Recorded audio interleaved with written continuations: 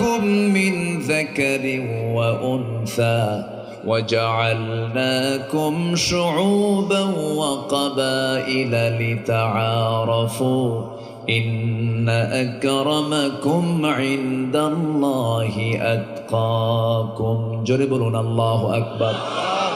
আমি তোমাদেরকে এক পুরুষ এবং এক নারী থেকে, এক নর এবং নারী থেকে সৃষ্টি করেছি।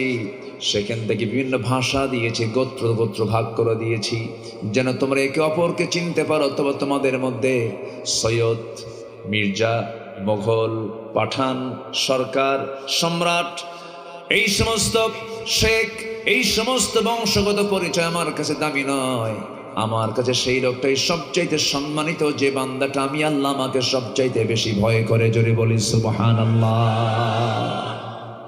আমার বন্ধুগণ, যেখান থেকে আমি তেলাওয়াত করেছি